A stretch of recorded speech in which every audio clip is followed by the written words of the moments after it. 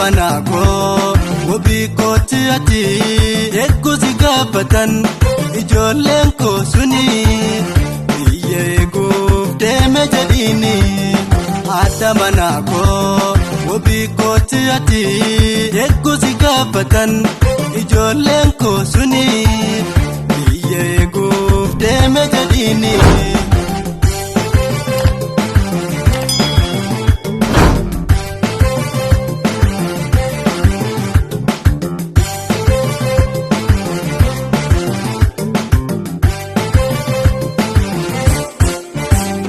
Waana geggeessite galaana guduunfite obsi waan nufi wal arguun hin oolu Oromiyaan bilisoomte lafee itti cabnee lubbuutti wareegne yaa waaqna na jeesini yaa biyya na yaamini osoo bilisummaa ijaan hin argine.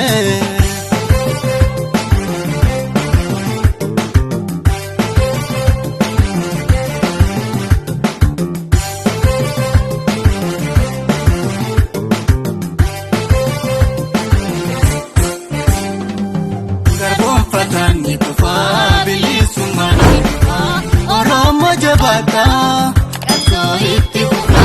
Garboonfataan ni kufa bilisummaa ni kufa Oromoo jabaadhaa qabsoo itti kufa.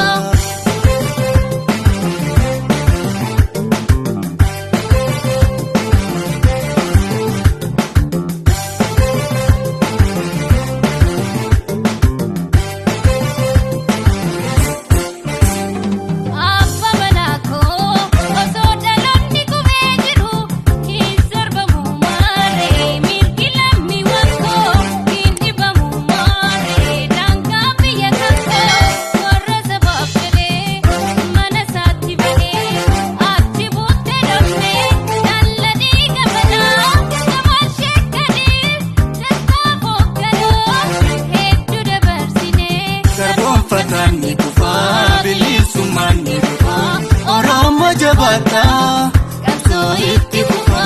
Garboonfataan ni kufa bilisummaa ni kufa Oromoo jabaadhaa.